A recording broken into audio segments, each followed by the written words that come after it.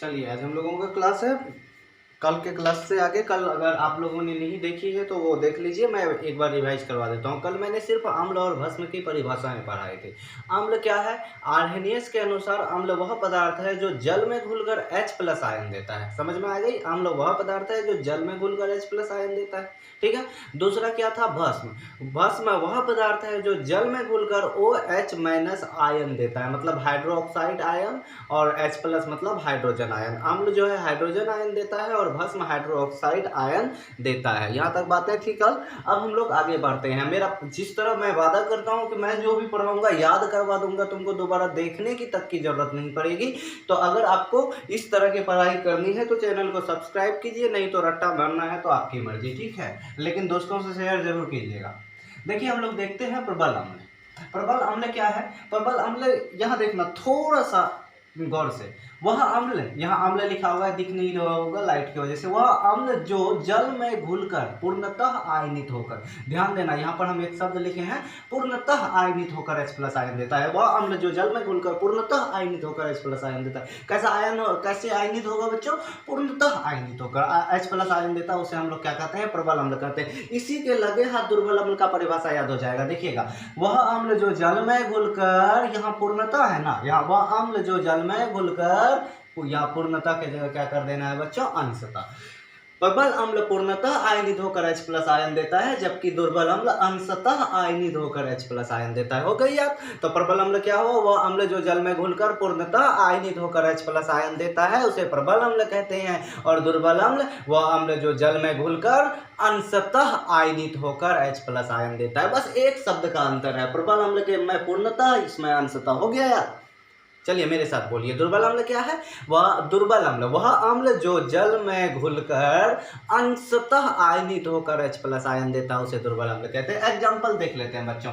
HCl, कल नाम बताए थे, हाइड्रोक्लोरिक अम्ल। नहीं लिखे हैं तो लिख लीजिए, HCl मतलब हाइड्रोक्लोरिक अम्ल। ये प्रबल अम्ल है, क्योंकि ये देखिए इतना ज्यादा पावरफुल अम्ल होता है, ये आपके अमाशय में स्रावित होता है। आगे पढ़ेंगे। उसके बाद H2SO4 मतलब सल्फ्यूरिक अम्ल। H2SO4 मतलब क्या? सल्फ्यूरिक अम्ल। HNO3 नाइट्रिक अम्ल, ये भी प्रबल अम्ल है। और H2CO3 कार्बोलिक अम्ल। ठीक है, देख रहे हैं, हाइड्रोक्लोरिक अम्ल, सल्फ्यूरिक अम्ल, नाइट्रिक अम्ल और कार्बोलिक अम्ल, ये सभी के सभी क्या है? आपके प्रबल अम्ल है। प्रबल अम्ल मतलब स्ट्रॉन्ग एसिड, मजबूत अम्ल, जिसमें शक्ति ज्यादा हो जला देने का। ठीक है, अब आगे देखते हैं दुर्बल अम्ल। दुर्बल अम्ल वह अम्ल जो जल में घुलकर अंशतः आयनित होकर H+ आयन देता है, उसे दुर्बल अम्ल कहते हैं। अब इसका एग्जांपल देखिए, HCOOH, इसको फॉर्मिक अम्ल लिखिएगा। क्या लिखिएगा? फॉर्मिक अम्ल, HCOOH। फॉर्मिक अम्ल, फॉर्मिक का स्पेलिंग ऐसे होगा बच्चों, फॉर्मिक अम्ल। ठीक है, ये फॉर्मिक अम्ल है। फॉर्मिक अम्ल चींटी के डंक में पाया जाता है। HCOOH, CH3COOH, ये भी क्या है आपका? एसिटिक अम्ल। ये फॉर्मिक अम्ल, ये एसिटिक अम्ल, ये आपका दुर्बल अम्ल है। अब हम लोग आ जाते हैं आगे प्रबल भस्म की परिभाषा में।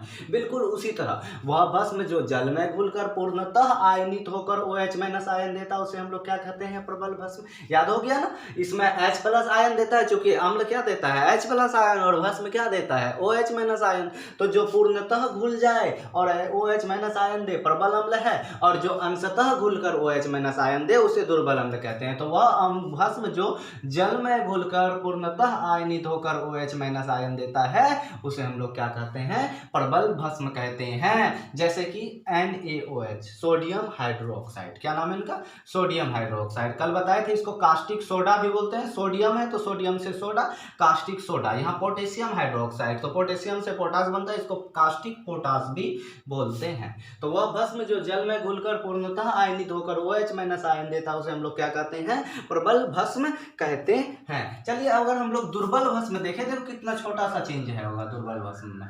दुर्बल भस्म है वह भस्म जो जल में घुलकर, यहाँ पूर्णतः के जगह क्या आ जाएगा बच्चों? सिर्फ अंशतः। लिख लीजिएगा इनको भी। वह भस्म जो जल में घुलकर अंशतः आयनित होकर OH- आयन देता है, उसे हम लोग क्या कहते हैं? दुर्बल भस्म कहते हैं। अब दुर्बल भस्म का एग्जाम्पल देख लीजिए। ऑब्जेक्टिव में बहुत ज्यादा पूछा जाने वाला, हर साल पूछा जाने वाला दुर्बल भस्म का एग्जाम्पल है NH4OH, अमोनियम हाइड्रोक्साइड।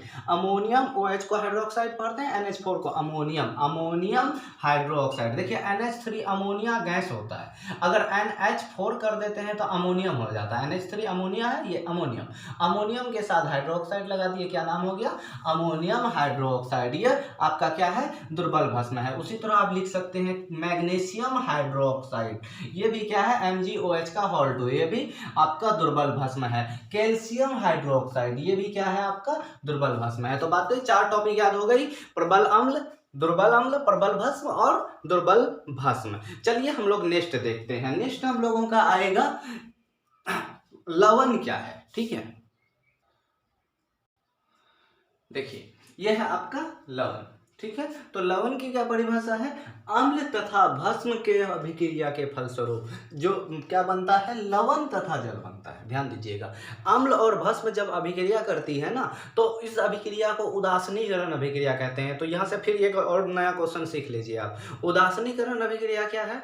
अम्ल और भस्म की अभिक्रिया के फलस्वरूप लवण और जल का बनना क्या है? उदासीनीकरण अभिक्रिया है। तो लवण में भी वही चीज आ जाएगा, अम्ल तथा भस्म के अभिक्रिया के फलस्वरूप क्या है? लवण तथा जल बनता है। तो जल तो बाय प्रोडक्ट हो गया, इसकी जरूरत नहीं थी हमको चाहिए क्या? सिर्फ लवण चाहिए, ठीक है। तो लवण का क्या मतलब होता है बच्चों? नमक, ठीक है। अम्ल बताए थे स्वाद में खट्टा, भस्म बताए थे स्वाद में कड़वा। जब आप लोगों ने देखी होगी, जैसे आप लोग अगर चिकन उकन खाते हैं, मटन खाते हैं, अगर ज़्यादा तीखा हो जाता है, मिर्ची हो जाता है, तो मिर्ची मतलब स्वाद में कड़वा। स्वाद में कड़वा कौन? भस्म होता है। स्वाद में कड़वा कौन? भस्म। हम लोग क्या करते हैं? उसमें नींबू निचोड़ देते हैं। नींबू में क्या होता है? अम्ल। अम्ल क्या? स्वाद में खट्टा। तो जो कड़वा था उसमें नींबू निचोड़ दिया, अब वो कड़वा कम लगने लगता है। क्यों? क्योंकि देखो नींबू में अम्ल और तीखा किसके कारण? भस्म के कारण। कड़वा के किसके कारण? भस्म के कारण। तो वो अभिक्रिया करके क्या बन जाता है? लवण बन जाती है। हल्का नमक ज़्यादा लगने लगेगा सब्जी में, लेकिन खाया चले जाएगा क्योंकि मिर्ची कम हो जाएगी। तो ये चीज़ है। जैसे हाइड्रोक्लोरिक अम्ल अगर हम कर रहे हैं, सोडियम हाइड्रोक्साइड भस्म के साथ अभिक्रिया करवाते हैं, देखिए NaCl, ये खाने वाला नमक का रासायनिक सूत्र है, साधारण नमक का। NaCl किसका रासायनिक सूत्र है बच्चों? साधारण नमक का। और जल बन गया, ठीक है। तो ये सोडियम क्लोराइड आपका क्या है? लवण है। लेकिन ये तो लेबोरेटरी में बनाने का तरीका है। इतने सारे लोग, सभी हर कोई नमक का यूज करता है, इतना पूर्ति क्या लेबोरेटरी में बनाकर किया जा सकता है? प्रयोगशाला में नहीं। तो इसके अलावा लवण प्राप्त करने की क्या तरीका है? समुद्री जल का वाष्पीकरण। समुद्री जल का जो वाष्पीकरण करके क्या प्राप्त किया जाता है? लवण प्राप्त किया जाता है। चलिए हम लोग जल्द ही मिलते हैं नेक्स्ट टॉपिक में। अगर आपको इसी तरह याद कर लेना है टॉपिक को, तो तुरंत चैनल को सब्सक्राइब करो और दोस्तों के साथ शेयर करो। धन्यवाद।